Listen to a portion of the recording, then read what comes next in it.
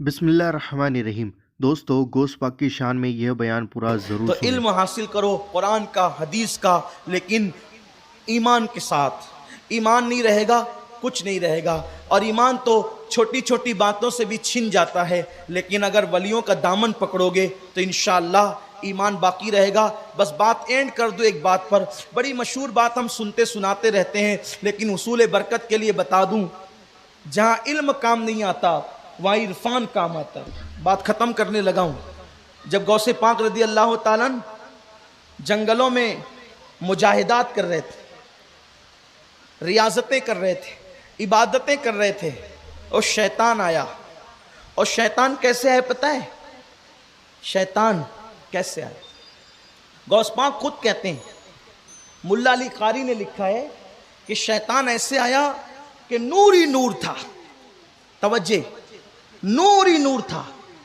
اس کا مطلب کبھی کبھی شیطان بھی نور لاتا ہے، لیکن شیطان کا جو نور ہوتا ہے وہ نور نہیں ہوتا، وہ دھوکہ ہوتا ہے، دھوکہ۔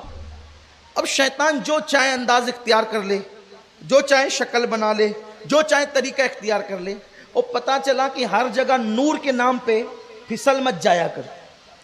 ہر جگہ نور کے نام پہ، کہیں کہیں نور کے نام پہ میک اپ بھی تو ہوتا ہے نا۔ تو اس لیے نور پہچانو، نور کسے کہتے ہیں۔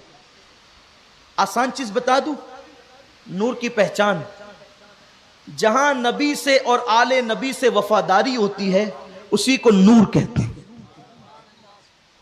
اس لیے کہ اور جگہ 55-60 جانے کے بعد بھی کبھی نور نہیں ملتا، اور نبی کے گھرانے کا حال یہ ہے کہ تیری نسل پاک میں ہے۔ اہل سنت کا امام کہہ رہے ہیں تیری نسل پاک میں ہے بچہ بچہ نور کا، تو ہے عین نور، تیرا سب گھرانہ نور کا۔ تو نور تو یہاں ہوتا ہے، اور پھر جو ان کی جوتیاں سروں پہ رکھتے ہیں پھر ان کو خیرات میں نور ملتا ہے۔ نور کسی کو وراثت میں ملتا ہے اور نور کسی کو خیرات میں ملتا ہے۔ جنہیں خیرات میں ملا وہ بھی قابل تعظیم ہے، جنہیں وراثت میں ملا وہ بھی قابل تعظیم ہے، لیکن نور ملنا چاہیے، اور نور وہیں ملتا ہے جس کا تعلق نور سے ہوتا ہے۔ آپ بہت پرانے مقرر لوگ کو سنتے ہوں گے تو آپ کو پتا ہوگا، مالیگاؤں والے بہت تقریریں سن چکے ہیں۔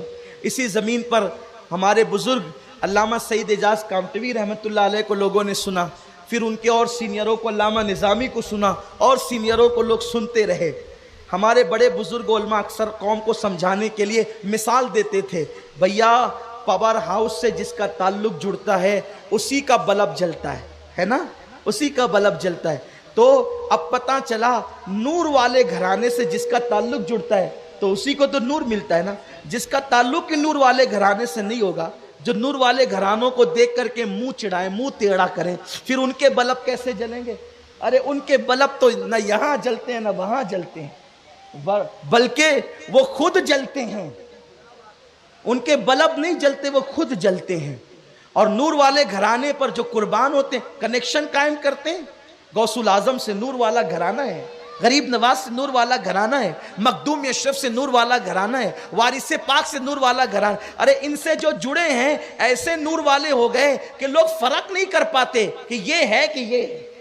نور والوں سے جڑ کر دنیا نے دیکھا نا، امام اہل سنت جب آل رسول احمدی کے پاس مرید ہونے کے لیے گئے تو آپ نے اپنے دل کا فوکس ان پر کیا ڈالا؟ جب باہر نکلے تو لوگ پہچان نہیں پا رہے تھے کہ یہ آل رسول ہے کہ یہ آل رسول، یہ آل رسول ہے۔ پھر کیسے پہچانا؟ اس طرح پہچانا، جس کی داڑھی سفید تھی وہ آل رسول ہے، اور جس کی داڑھی کالی تھی وہ اہل سنت کا امام ہے۔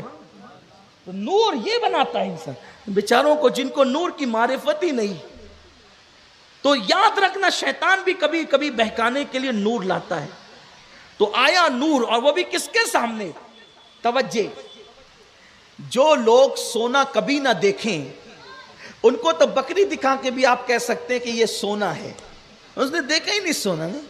جس نے ہرن کبھی نہ دیکھا اس کو کتا دکھا کے بھی کہہ دے کہ بیٹا جی یہ سونا ہے، یہ ہرن ہے، وہ تو مان جائے گا نا، کیونکہ اس نے نہ کبھی کتا دیکھا نہ کبھی ہرن دیکھا، اس لیے وہ مان جائے گا کہ چلو ٹھیک ہے یہی ہرن ہے۔ دیکھا ہی نہیں کبھی، کتا بھی نہیں دیکھا، ہرن بھی نہیں دیکھا۔ لیکن وہ شیطان نے غلطی اتنی بڑی کر دی تھی کہ وہ نور لے کر اس کے پاس آیا تھا جس کا گھرانہ ہی نور کا تھا۔ یہ جو پیور دیکھ لیتا ہے تو پھر وہ ڈالڈا کو پہچان نہیں لے گا. پانی برسایا, غوث پاک بہت پیاسے تھے, پانی برسایا, غوث پاک نے پانی پیا, اور اس کے بعد اس نے کہا عبد القادر تیری عبادتیں اتنی مقبول ہوئی, ہم نے سارے حرام کا اب تجھ پہ حلال کر دیے. اگر آج کل کا کوئی ہوتا تو اچھلتا کودتا پھرتا نا کہ دیکھو کتنے کامیاب ہو کے آئے جنگل سے. لیکن غوث پاک نے فرمایا اعوذ باللہ من الشیطان الرجیم, اللہ کی پناہ شیطان مردود سے. او بدبخت, اللہ کی یہ شان نہیں کہ اللہ حرام کام کسی پہ حلال کر دے, کیونکہ حرام اسی لیے حرام ہے کہ وہ اچھی چیز نہیں, بری چیز اللہ کیسے حلال کرے گا. تو مجھے شیطان مردود معلوم ہوتا ہے. تو سارا نور دھواں بن گیا, اور دھواں بنتے بنتے پھر اس میں ایک شکل آئی. اب پھر کہنے لگا عبد القادر تو بہت بڑا علم والا ہے, علامہ ہے, تو علامہ ہے, تیرے علم نے تجھے بچا لیا. غوث پاک کہتے ہیں جاتے جاتے پھر گمراہ کر رہا ہے. بدبخت, اگر کسی کا علم کسی کو بچا لیتا تو بہت بڑا عالم اور علامہ تھا, تیرا علم تجھے بچا لیتا. لیکن سن, مجھے میرے علم نے نہیں, میرے اللہ کے کرم نے بچایا ہے. اس نے پھر کہا عبد القادر اس منزل پر آ کر تو میں نے لوگوں کے ایمان چھین لیے ان کے علم کی تعریف کر کے, لیکن غوث پاک کہتے ہیں علم نے نہیں, اللہ نے بچایا. تو دیکھو یہ علم کی برکت ہے, لیکن علم کی برکت کب نصیب ہوتی ہے؟ جب ایمان نصیب ہوتا ہے. اس لیے اپنے بچوں کو علم ضرور سکھاؤ, حافظ بناؤ, عالم بناؤ, قاری بناؤ, مفتی بناؤ, لیکن ان کو رسول اللہ کا غلام بناؤ, صحابہ کا غلام بناؤ, اہل بیت کا غلام بناؤ. آقا نے کیا فرمایا؟ اپنی اولاد کو 3 باتیں سکھاؤ. پہلی بات نبی کی محبت, دوسری بات اہل بیت کی محبت, اور تیسری بات قرآن کی تعلیم.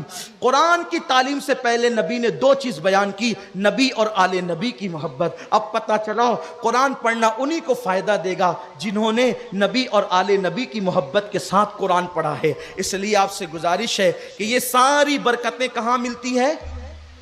وہیں ملتی ہے جسے کہتے ہیں اہل سنت کا ہے بیڑا پار, اصحاب حضور نجم ہے اور ناؤ ہے, اطرت رسول اللہ کی. ورنہ یاد رکھنا تقریریں ہر جگہ ملے گی, تحریر ہر جگہ ملے گی, ایمان ہر جگہ نہیں ملے گا. ایمان رسول اللہ کی غلامی میں ملے گا. اور میں اپنے جوانوں کو نصیحت کرتے ہوئے کہوں, دیکھو صحابہ علم کیسے حاصل کرتے تھے. ہم نے بخاری پڑھی تو علم ملا, قرآن پڑھا تو علم ملا, مسلم پڑھا تو علم ملا, لیکن وہاں تو بخاری اور مسلم کا وجود ہی نہیں تھا. لیکن عبداللہ ابن مسعود سے کسی نے پوچھا, او ابن مسعود آپ تو معلم الامہ ہے, پوری امت کے معلم اور استاد ہیں, آپ کو اتنا علم کیسے ملا؟ فرماتے ہیں میں حضور کے پیچھے پیچھے گھومتا تھا. آقا علیہ السلام جب نالین اتار دیتے تھے تو حضور کی نالین اٹھا کر میں اپنے سینے سے لگا لیتا تھا. تو اللہ تبارک و تعالیٰ نے حضور کی نالین کو سینے سے لگانے کی برکت سے مجھے اتنا بڑا عالم بنا دیا.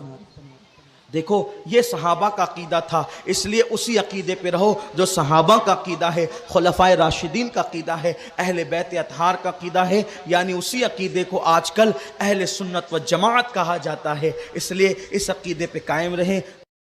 دوستو ویڈیو کو لائک کرو, شیئر کرو, جتنا ہو سکے شیئر کرو. چینل پر نہیں ہو تو سبسکرائب کر کے بیل آئیکن ضرور دبا دو تاکہ ہماری ہر آنے والی ویڈیو کا نوٹیفیکیشن آپ کو مل جائے گا.